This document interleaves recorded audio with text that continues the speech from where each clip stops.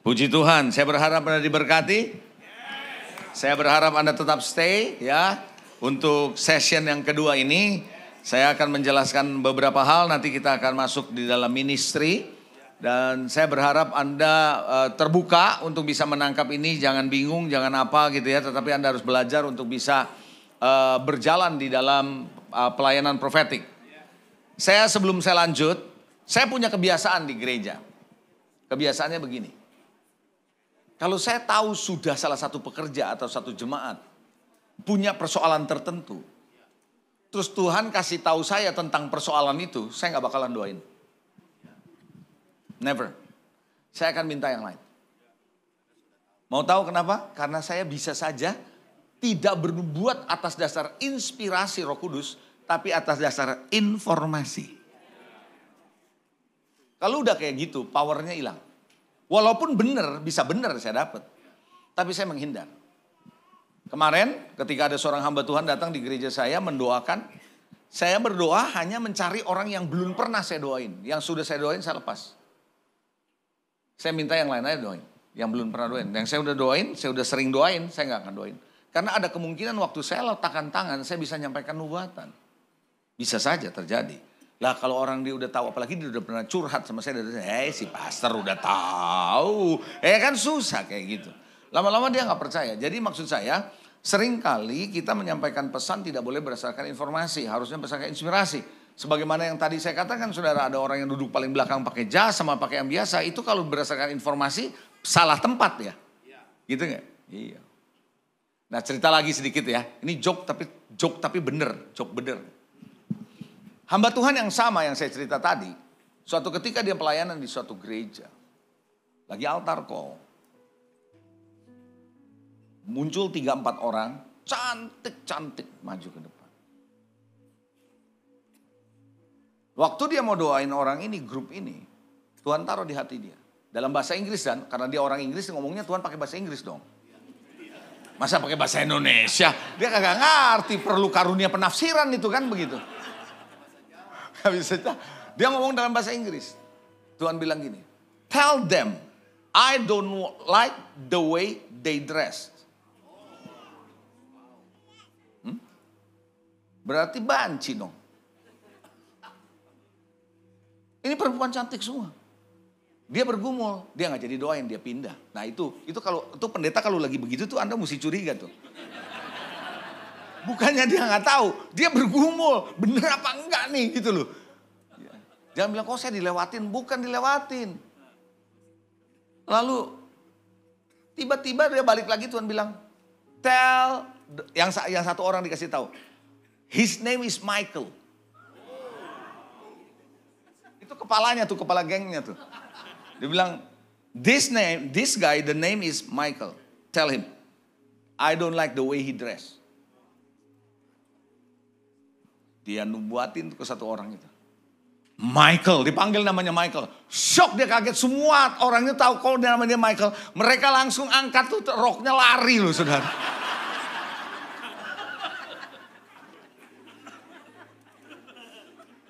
Belum sempat dikasih tahu. God doesn't like you the way you dress. Belum kasih tahu, baru panggil Michael. Kaget karena namanya kebaca, kabur dia. Do you see, kalau kita hanya melihat penampakan, kita bisa terkecoh. Ini bagaimana caranya? Butuh latihan. Makin sering Anda latihan, makin Anda bisa membedakan. So far so good, jelas sampai di sini? Hati-hati jangan sampai saudara juga dalam profetik menafsirkan menurut pemikiran dan menafsirkan menurut cara pandang manusiawi saudara. Suatu hari mungkin aja saya namanya apa, Keng? Sukendar. Hah? Sekendar. Oh, second. Jangan second dong. Masa second? Ini saya kenal dia orang yang pertama original kok second. Bebas. Nah misal saja satu waktu saya melihat sekendar. Udahlah keng-keng aja lah. Saya melihat Kengkeng lagi kecapean tampang mukanya. Padahal di dalam hatinya dia lagi joy, tapi karena capek. Saya bisa berbuat salah kalau saya melihat hanya lihat penampilan luar. Saya sensing kamu dalam kondisi secara kerohanian, kamu dalam keadaan masalah gini-gini. Dia bisa mempertanyakan saya loh. Kenapa saya bisa ngomong begitu? Karena saya melihat penampilan. Anda tidak bisa menyampaikan pesan Tuhan tentang seseorang hanya karena kita lihat penampilan. Dan kita tidak boleh melihat, dan kalaupun kita tahu dia lagi bermasalah, kita tidak bisa menyampaikan pesan ragu-ragu karena pesan Tuhan terlalu besar buat orang ini. Paham ya? Contoh bayangkan gak sih, saudara, kalau Tuhan memberikan pesan kepada Daud dia menjadi raja, itu terlalu besar buat Daud. Terlalu besar buat seorang yang menggembalakan hanya beberapa ekor domba. Setuju ya? Jadi kadang-kadang kita hati-hati jangan sampai penafsiran-penafsiran jasmaniah kita memblok apa yang Tuhan mau sampaikan secara spiritual. Nah, pertanyaan saya berikutnya adalah di dalam slide saya, siapa yang bisa bergerak di dalam profetik? Who? Siapa? Yang pertama dalam 1 Korintus 14 ayat 31, saya bacakan ya. Sebab kamu semua boleh bernubuat, seorang demi seorang. Kalau kata semua boleh, berarti siapapun yang ada sebagai orang percaya bisa. Coba bilang sebelah saudara, kamu bisa. Semua bisa. Tapi bukan berarti saudara langsung tiba-tiba jadi nabi. Itu ada pelajarannya khusus. Dari situ saya belajar Pak Seno. Dulu waktu kita mulai move in the spirit dengan prophetic, kita mau jadi nabi, padahal kita punya level belum nabi. Level kita baru karunia prophetic. Tapi kita sudah mau menginjakkan kaki kita pakai sepatu nabi, nggak bisa. Bill Hamon pernah berkata, seorang dilatih dalam prophetic untuk jadi seorang nabi, dia harus butuh waktu minimal menurut pengalaman dia 25 tahun dalam proses Tuhan. Menyimpang dari catatan saya karena saya udah kepala ngomong nabi, saudara. Karunia Roh Kudus itu diberikannya oleh siapa? Roh Kudus. Waktu you receive Holy Spirit, Anda terima Roh Kudus, itu karunia Roh Kudus. 9 karunia bisa beroperasi sama saudara. Tapi untuk menjadi office, jawatan, nabi, rasul, guru, gembala, penginjil, yang kasih bukan Holy Spirit, tapi Jesus. Efesus berkata dia yang sudah naik, dia sudah turun ke bawah, dia memberi pemberian-pemberian. Siapa? Rasul-rasul, nabi-nabi dan seterusnya, betul. Waktu saya mendapat pengertian itu, saya connect dengan ngomongannya Bill Hamon. Untuk menjadi jawatan, Kristus harus menjadi nyata dalam hidupmu. Christ in you, the hope of glory, harus menelan hidupmu. Anda harus bangun hidupmu, menjadikan Kristus menjadi pusat hidupmu. Di dalam operasi karunia-karunia Roh Kudusmu, kalau Anda profetik baru bisa jadi nabi ketika engkau hidup membawa Kristus dalam hidup saudara. Jawatan itu baru bisa datang. Siapa yang nangkep? Coba yang ngerti lambaikan tangan. Sebab semua kamu boleh bernubuat seorang demi seorang. Jadi kalau bernubuat jangan bikin krem semuanya ngomong. Semua mau ngomong, nggak jelas. Suami istri aja nggak boleh bareng ngomongnya. Coba suami istri bareng ngomongnya, pusing lah. Siapa yang ngomong dulu, kita yang jadi denger gitu kan. Boleh bernubuat seorang demi seorang sehingga kamu semua dapat belajar dan beroleh kekuatan. Jadi yang pertama, setiap orang yang sudah lahir baru dan dipenuhi oleh Holy Spirit. Siapa yang sudah lahir baru? Oh, sebagian gak percaya kalau dia lahir baru. Siapa yang lahir baru? Anda percaya Anda lahir baru? Dan Anda dipenuhi dengan Holy Spirit. Anda berbahasa roh. Penting loh ini.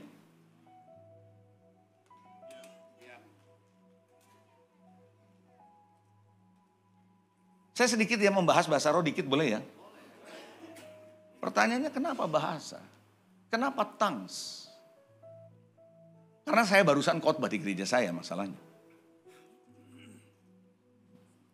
di menara Nimrod, menara yang dibangun oleh Nimrod, mereka itu bisa ngerti satu sama lain karena dalam satu bahasa mereka bilang. Betul ya? Dalam satu pengertian. Lalu Tuhan mengacaukan. Gara-gara dikacaukan, kacau gak jadi kan itu proyek. Terjadinya orang menyebarkan kemana-mana. Dengan bahasanya sendiri-sendiri. Bikin susah komunikasi kan. Itu dimulai dari apa? Language, dari bahasa. Tuhan sudah punya tahu caranya untuk memulihkan itu. Di Pentakosta. Tuhan balikkan itu kembali.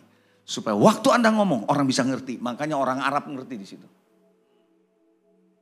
Padahal waktu dia ngomong, dia nggak ngerti bahasa Arab. Kan ada tuh dalam Kisah Rasul begitu.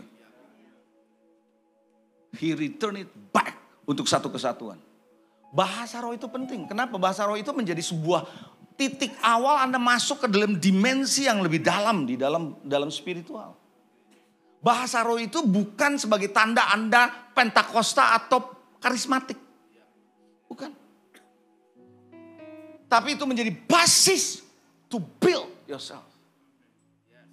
Alkitab jelas berkata siapa yang berbahasa roh tidak berbicara kepada manusia.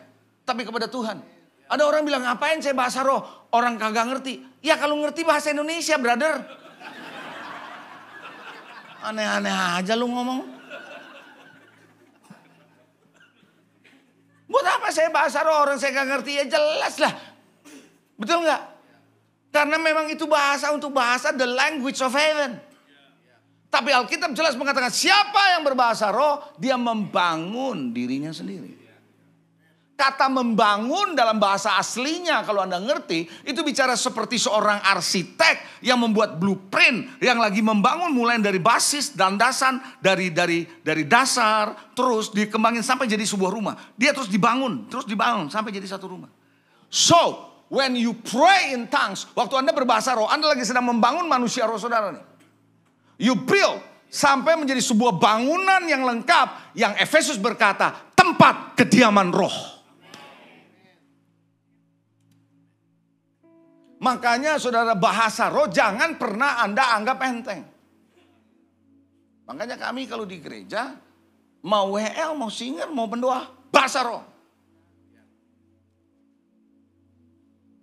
Itu sebabnya Paulus berani ngomong, aku berbahasa roh lebih dari kalian semua. Kenapa dia ngomong begitu? Karena dia mau menunjukkan betapa pentingnya bahasa roh, makanya dia bisa download banyak revelation.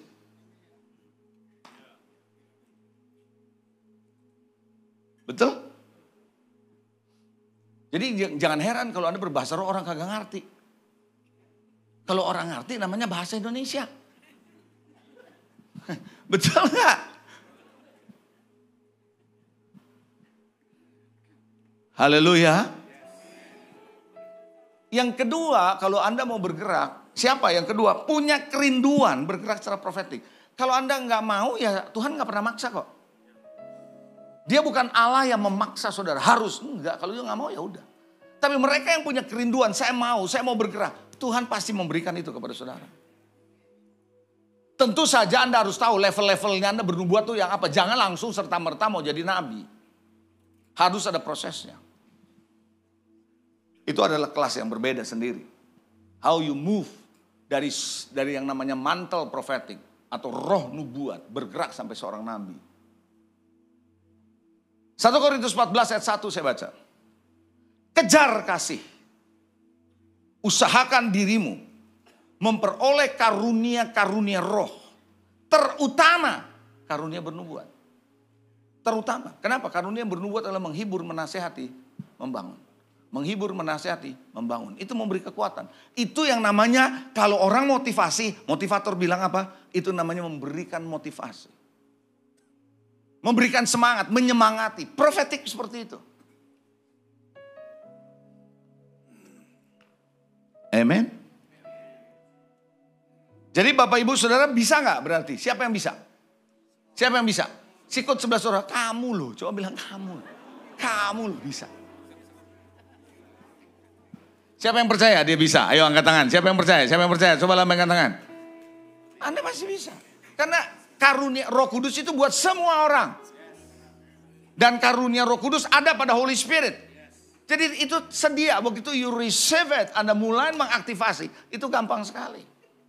Jadi jangan heran Anda bisa nangkep kata-kata sesuatu buat seseorang, bisa. Muncul kata-kata di atas kepala orang, bisa loh. Satu hari saya lagi ada kelas. Saya ada kelas namanya pelatihan apostolik. Ini banyak kan pendeta yang ikut. Ada beberapa pendeta pemimpin. Waktu saya lagi mau tumpang tangan seorang ibu, saya lihat di jidatnya, arsitek.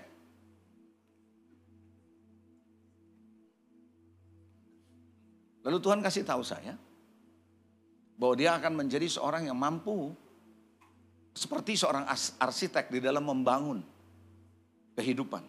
Cuman itu saya ngomong, jublek aja. Padahal belum doain gimana, baru ngomong, boom. Dia bilang gini, Bapak tahu nggak? Waktu Bapak ngomong arsitek, saya ini arsitek, Bapak tahu nggak? Hah? Saya nggak tahu, Bu.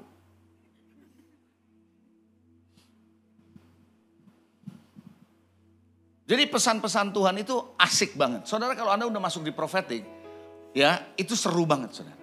Anda melihat diri kekristenan nggak pernah bosen deh. Amin. Coba bilang lagi sebelah saudara, masuk kamu, coba bilang gitu. Siapa yang siap masuk? Haleluya. Saudara kalau ngomong haleluya mesti gitu. Haleluya. Kalau cuman haleluya nggak biasa. Coba bisa ikutin saya sama-sama. 2, 3. Haleluya. Gitu. Itu baru mantap, saudara. Amin. Nah, gitu. Puji Tuhan. Jangan haleluya, jangan haleluya gitu ya. Oke, sekarang kita masuk kepada poin yang berikutnya. Bagaimana caranya sih saya bisa belajar bergerak dalam profetik? Saya mau sih Pak, tapi gimana caranya? Siapa yang mau?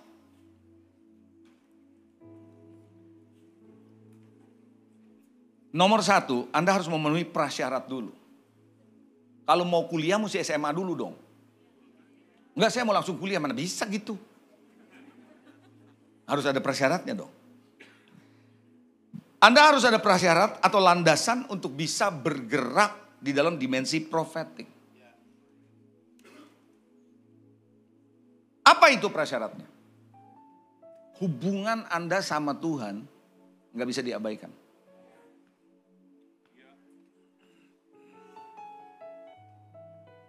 Bicara soal hubungan dengan Tuhan, bicara juga soal hati. Hatimu harus beres. Anda tahu Nabi Bileam? Tahu? Dia nabi. Udah kalau di Alkitab kalau dibilang nabi, bener nih nabi nih. Suatu hari hatinya bergeser. Geser. Seorang yang bergerak profetik, dia harus jaga kemurnian hatinya. Begitu dia geser, dia kepengen hadiah kan? Dia naik keledai kan? Waktu naik keledai, keledainya diem ya. Nggak mau maju ya. Dipukulin kan? Geser sini. Dipukulin lagi, geser sana gitu kan. Dipukulin lagi, nyautin nggak tuh keledai? Kalau nyautinnya pakai bahasa apa kira-kira menurut saudara? Bahasa yang dimengerti sama Bileam loh. Kalau nggak dijawab sama Bileam. Ini ngomong opo ini kan gitu ya. Saya percaya itu dia pakai ngomongan yang bisa dimengerti soal Bileam. Seorang nabi kalau hatinya benar, dia mestinya syok. Kok ini binatang bisa ngomong, gua ngerti. Malah dijawab. Betul. Kenapa dia berhenti? Keledainya. Karena keledai lihat apa? Malaikat menghunus pedang. Betul. Nah, Nabi Bileam lihat gak? Lihat gak? Kalau dia lihat dia juga takut. Dia lihat gak? Nah, pertanyaan saya jadi yang jadi nabi siapa?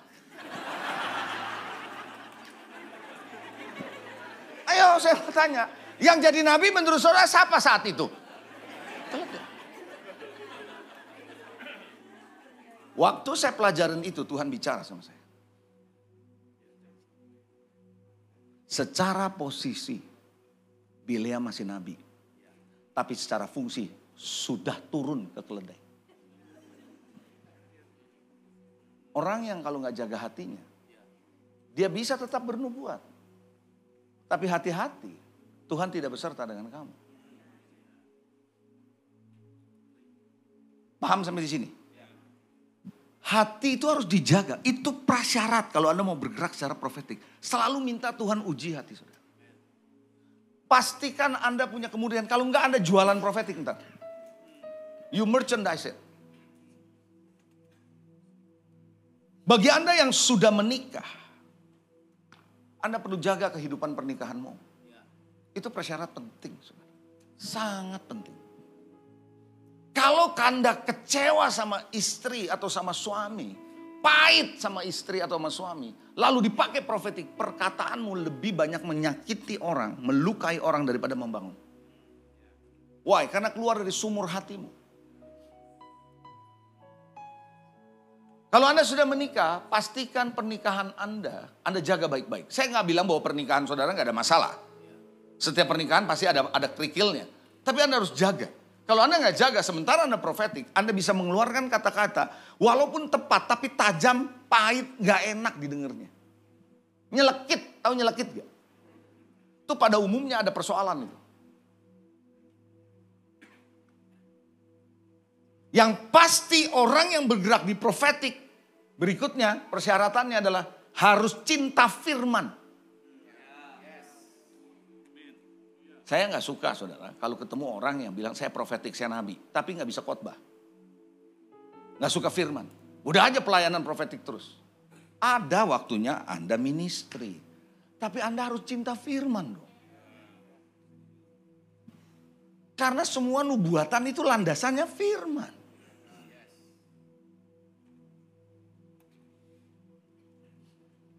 Betul nggak? Karena Anda dibangunnya dari firman. Saya kasih tahu saudara, karunia itu menarik orang datang kepada Kristus.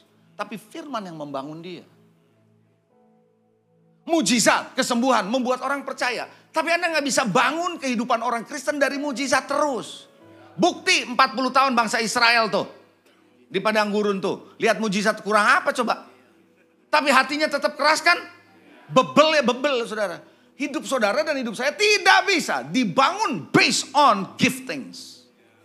No. Tapi word of God. Makanya banyak orang sekarang ke ekstrim yang berikutnya. Nggak suka dengan gifting, dengan word aja. Saya tahu word itu penting, tapi gifting juga perlu. So far so good. Kasih tos kiri kanan saudara. Jelas kamu? Haleluya. Kenapa saya taruh prasyarat ini? Nggak mungkin Anda bisa ngomong kalau Anda nggak bisa dengar. Jangan-jangan Anda dengar yang lain ntar. Bagaimana Anda nggak punya quiet time with God? Bagaimana Anda nggak punya waktu sama Tuhan untuk doa? Maunya tergesa-gesa, maunya ministry saudara. Bahaya loh. Kehidupan doa saudara itu menentukan. Kehidupan doa puasa saudara itu penting. Doa puasa ya, bukan puasa doa ya.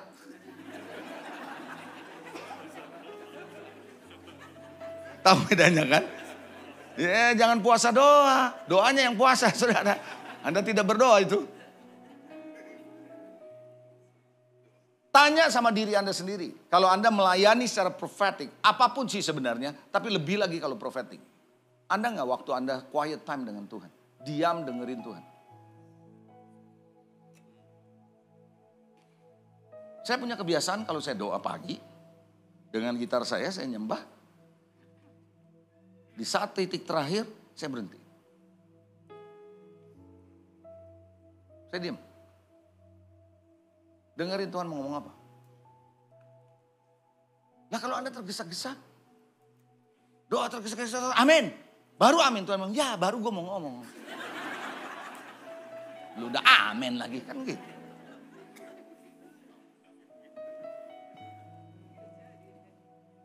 Takes time. Jadi saudara nggak bisa tergesa-gesa dalam hadirat Tuhan. Ada amin? Jelas? Yang kedua, bagaimana saudara bergerak di dalam profetik? Yang pertama tadi prasyarat dan landasannya mesti benar ya. Yang kedua, persiapan dan latihan.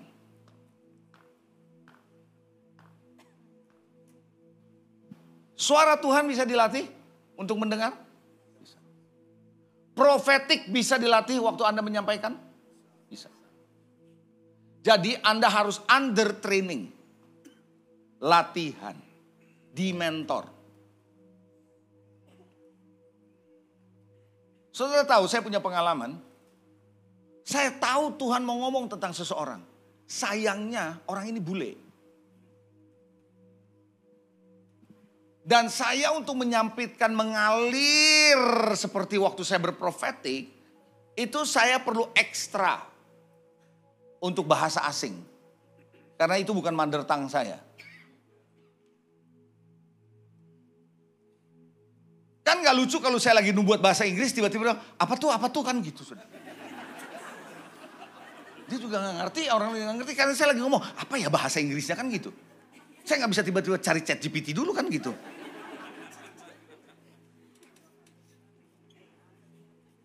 Butuh latihan.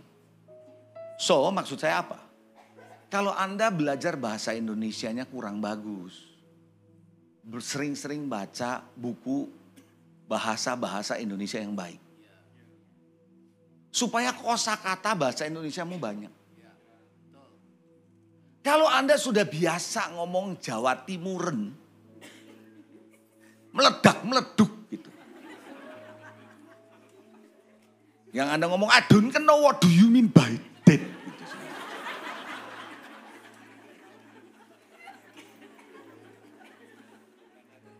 Kalau Anda biasa ngomong Jawa, kalau Anda bergerak profetik, Anda harus bisa bahasa Indonesia. Jangan nanti Anda nubuat bahasa Jawa kepada orang Jakarta, ora mudeng.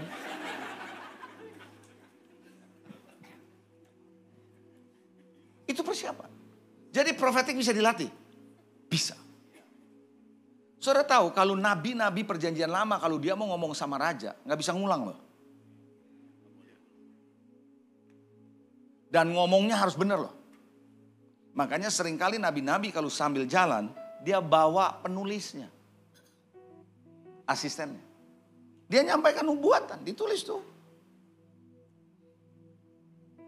Karena ditulis dia baca ulang, makanya itu jadi perkamen. Waktu dia ketemu raja, dia tinggal ngomong aja. Sampai sini paham gak? Dia belajar, oh ini salah, ini gak bisa begini. Dia mesti ngomongnya begini. Jadi latihan komunikasi. Latihan mendengar suara Tuhan. Saya cerita lagi balik. Waktu saya pertama kali menikah, saya tinggal di rumah saya yang sekarang. Dulu di rumah proyek sebelum saya renovasi. Itu rumah proyek semua tuh kan sama semua ya. Itu bunyi pintu besinya tuh sama semua tuh. Jadi kalau kletek-kletek orang pulang tuh kletek-kletek. Saya tuh gak bisa bedain mana rumah saya, mana rumah tetangga. Sama semua. Terus kalau ada yang tek mau masuk tuh semua sama suaranya. Suatu ketika saya sebel banget saudara. Dengar kletek. Saya ke depan, tetangga. Kesel kan? Bukan. Sampai satu titik, saya bisa tahu. Ini tek tetangga apa saya? Saya bisa tahu. Why? Because I keep on listening. Saya latih. Saya pernah baca sebuah buku, orang ini belajar serangga. Spesifiknya jangkrik. Belajar secara spesifik jangkrik. Ini di buku ditulis, dia lagi menulis tentang mendengar suara Tuhan. Dan karena dia latihan mengenai jangkrik. Dia bisa tahu kalau bunyinya krik-krik, dia tahu ini spesies jangkrik apa. Cuma dengar loh. Oh kita mana ngerti yang dengar sama semua jangkrik berisik. Iya kan begitu ya.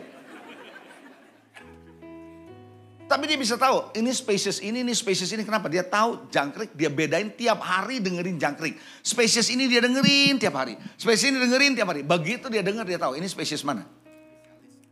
Paham? The voice of God sama. Lah lalu Anda bertanya sama saya. Ini sedikit saya nyerempet mendengar suara Tuhan. Bagaimana caranya saya bisa tahu ini suara Tuhan atau bukan? Latih bro. Jangan takut salah. Justru kalau salah Anda tahu ini bukan Tuhan. Berarti ini saya dengar salah nih. It's okay. Salah biasa. Tapi terus-terusan salah luar biasa.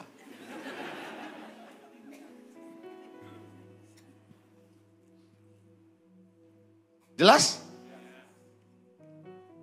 Dan yang kedua persyaratan dan latihan yang Anda perlu apa? Bangun manusia roh saudara. Saudara tahu, saudara dan saya sebenarnya makhluk rohani loh. Makhluk spiritual. Cuma dikasih pinjem badan. Benar gak?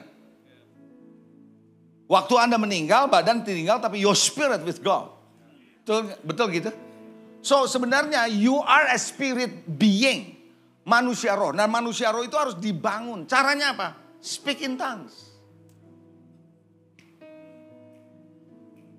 Saya dorong Anda, kalau Anda mau baca buku tulisan Bill Hamon. 60 atau 70 alasan kenapa Anda berbahasa roh.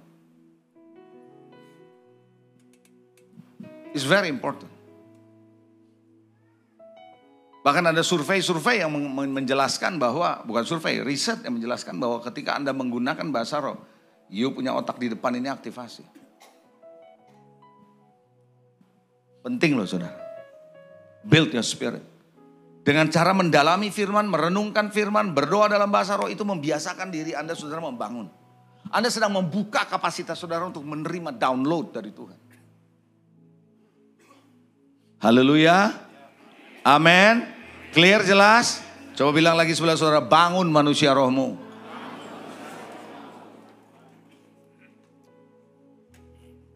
Suatu ketika Yesus dalam Lukas 5:17 atau 17:5 saya lupa ayatnya. Bagaimana saudara suatu hari Yesus di kumpulan orang-orang, ada orang Farisi ahli Taurat datang dari segala penjuru datang sama dia. Kalau orang Farisi ahli Taurat datang mendengar Yesus kira-kira mau benar-benar dengar atau mau ngetes? Intimidasinya kuat gak? Tapi Jesus bisa menyembuhkan orang. Why? Karena dia punya hubungan sama Tuhan, dia punya spirit dengan Tuhan. Intimidasi dari luar tidak mengganggu dia. Clear? Yang ketiga. Yang pertama tadi prasyarat dan landasan yang benar. Yang kedua persiapan-persiapan dan latihan saudara. Makanya kalau Anda diminta doain orang, mesti rajin-rajin doain orang. Rajin. Jangan bilang aduh gue capek dah. Rajin. Kalau Anda mau latihan Anda harus rajin. Jadi di sini siapa yang pernah dipakai dalam profetik? Coba angkat tangan. Angkat tangan. Jadi nanti waktu saya ministry, saya minta tolong saudara juga ikut. Latih diri saudara. Salah, nggak apa-apa. Nggak ada orang yang langsung bisa kok. Semua saya salah dulu. It's okay kok. Amin. Ya jangan Anda masuk ke daerah-daerah yang memang nggak perlu. Ya, yang nggak perlu Anda sebut gitu ya. Anda belum nabi, jangan. Yang ketiga, bangun prinsip profetik yang sehat. Yang benar. Anda harus membangun prinsipnya. Apa itu prinsipnya? Salah satu prinsip profetik yang sehat, salah satu prinsip profetik yang benar, Anda harus bersedia diuji, dikoreksi. Kalau Anda nubuatan atau Anda menyampaikan satu pesan profetik, Anda berdoa secara profetik, lalu ada mentormu, ada pemimpinmu, ada gembalamu yang mengoreksi, kamu salah begitu, ngomongnya jangan gitu, jangan marah dulu. Kalau Anda punya nubuatan, direkam, lalu dicek benar atau enggak, jangan marah dulu, jangan tersinggung. Kalau Anda bilang, kenapa begitu? Dia nggak percaya sama ngomongan saya. Bukan begitu, kita perlu uji dong. Ujilah segala sesuatu. Orang profetik nggak suka diuji. Nggak benar saudara, orang profetik justru harusnya senang diuji. Harus bisa dilihat, harus bisa dinilai setiap saat, dikoreksi kalau perlu. Amin. Makanya saya ya melihat ya, seorang nabi besar dalam tanda kutip yang pelayanannya sudah kenabian hari-hari ini, sekali dia meleset salah dia ngomong, dia berani minta maaf loh. Itu waktu peristiwa Donald Trump kemarin tuh banyak yang meleset kan, ada beberapa yang menyeleset nabi-nabi. Tapi dia berani ngomong, I'm sorry I was wrong. Bukan berarti dia makin merosot gak dipercaya, enggak. Itu membuktikan dia punya integritas. Manusia tetap bisa salah. Jadi Anda perlu diuji? Yes. Perlu dicek, benar gak ngomonganmu? Bisa gak begitu? Apalagi kalau Anda yang sudah tak paham ya. Ini kok saya dengar nubuatannya gini, nyelekit nih. Ada nyelekitnya nih, ini bukan membangun nih sebenarnya. Nah kalau saya sebagai pemimpin saya layak panggil orang ini. Seorang nabi, kalau dia bergerak dalam kenabian, kalau dia diundang di sebuah gereja lokal kayak saya gitu misalnya, saya harus menundukkan diri sama gembala yang ada di sini. Gak bisa bilang, gembala di sini mah gak peka, gue lebih peka. Bukan soal peka gak peka, otoritas bro. Makanya Tuhan berkata, tuliskanlah kepada malaikat jemaat sidang di Tiatira. Tuliskanlah kepada malaikat sidang di Efesus. Apa maksudnya? Kepada yang pemimpin di situ. Kalau mau Tuhan langsung bisa ngomong gak? Dia tahu protokol.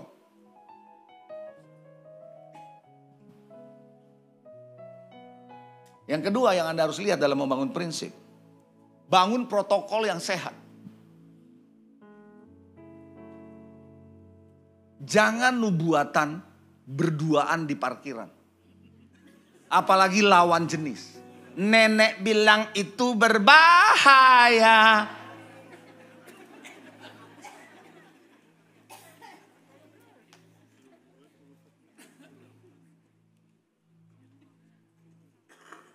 Bangun protokol yang sehat.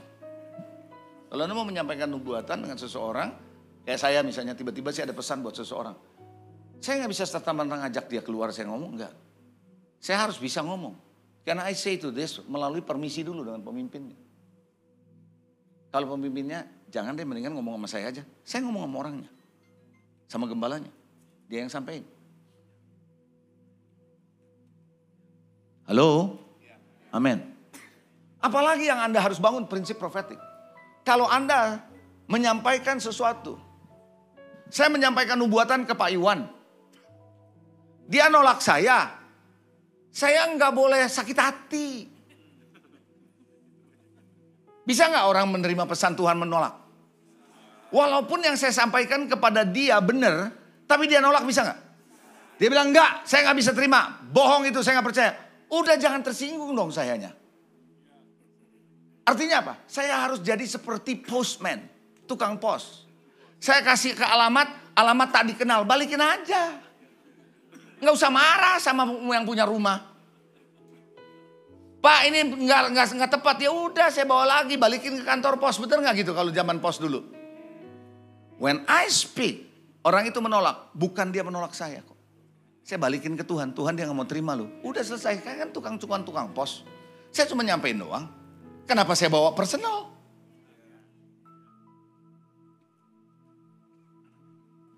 Ada orang-orang yang menolak pesan-pesan Tuhan saya, yang saya sampaikan, biarin aja dia menolak, emang kenapa? Emang dia gak mau terima? Ya setiap orang kan punya suka-suka dia ya. Kalau dia mau diberkati dia bisa buka. Itu prinsip. Jadi bangun prinsip profetik yang sehat dan benar. So far so good? Gak usah jauh-jauh ngomong profetik. Ini pengalaman nih. Di gereja saya, suatu hari saya undang seorang pendeta dipakai kesembuhan. Saya harus terjemahin dia. Pakai jaket, pakai jas maksudnya. Wah dia doain sembuhan. Kadang-kadang ada kata-kata word of knowledge dia sampein gitu. Setelah amin dia tarik sesuatu dari jaketnya. Tuk, dikasih ke dia. Saya bingung apaan sih, cepet soalnya itu. Dia gerak lagi, jaket kasih lagi gitu. Apa sih ya? Saya kan gak bisa bilang, apa sih itu? Kan gak bisa gitu kan lagi jalan. Gitu aja terus. Habis selesai gitu. Nah, yang terjadi yang menarik. Pas waktu giliran itu my sister. Kan ini banyak tamu yang datang. Nah, my sister ada di situ. Didoain. Udah, saya kan nggak tahu. Biarin ntar gue tanya dia kan gitu kan ya. Biarin aja. Kan gitu kan. Terakhir saya tanya. Kamu dikasih apa tadi? Nggak tahu nih kartu nama. Ministrinya nomor rekening dong. Ini jualan kesembuhan.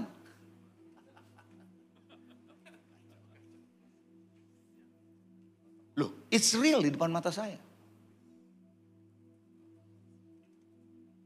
Jadi kalau Anda mau membangun protokol, Anda harus pastikan dulu nih clear, di sini clear. Pastikan Anda dilatih under somebody. Belajar dalam latihan. Makanya kenapa sekali lagi saya ngomong perlu di gereja lokal brother sister. Kalau ada apa-apa, ada accountability-nya. Ada akuntabilitasnya. Jangan ke sono, ke sini, ke sono, ke sini, ke sono, ke sini gitu. Lama-lama Anda nggak ada yang accountability loh. So far so good? Coba bilang sebelah saudara gini, kamu di gereja lokal ini ya? Coba bilang gitu. Siapa tahu, nggak kan menanya. Nanya aja boleh dong.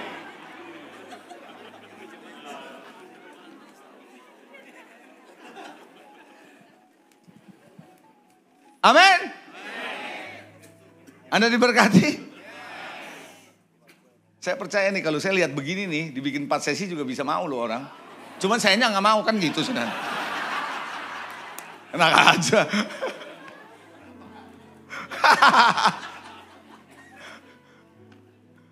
Sekarang kita lihat bagian penutup. Perhatian penting dalam profetik. Hal-hal penting yang Anda harus perhatikan. Sebagai penutup nanti kita ministry. Kebetulan saya bawa anak saya, Raymond. Dia juga banyak belajar dalam profetik. Jadi sama-sama kita belajar untuk latih dan Anda yang nanti juga jangan saya sendirian.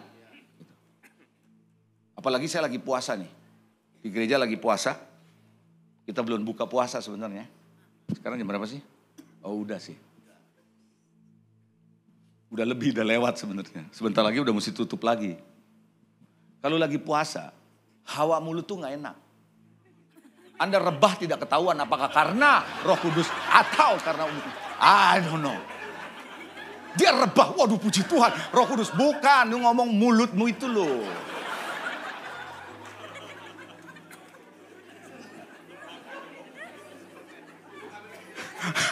Mesti ada permen, benar. Haleluya. Praise the Lord. Jadi Anda harus tahu ya, kalau lagi Anda puasa, Anda melayanin kayak gitu, sering minum sama permen. Kalau lagi khotbah kan enggak lah ya. Tapi kalau lagi nubuatkan kan personal tuh. Oh iya bawa pete, bawa pete, bawa duren. Terus bertahak lagi gitu kan. Woi dia bisa begini nih ya. Bukan karena hadirat Tuhan itu. Gua gak tahan gitu loh saudara.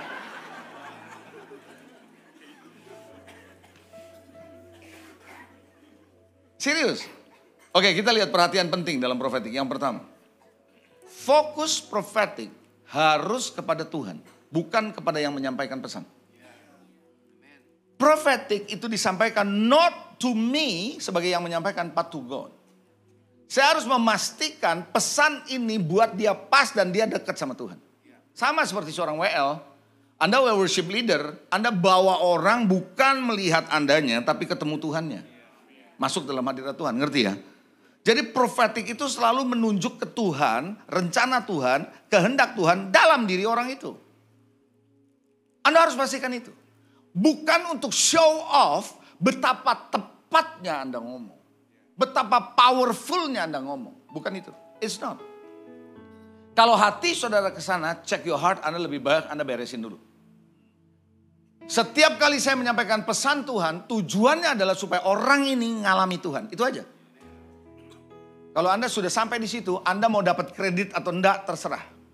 Kalau nggak dapat kredit juga nggak masalah. Masalahnya bukan saudara. It's not about you, it's not about me, it's about God. Itu penting banget dibikin landasan buat saudara. Ingat ya itu ya.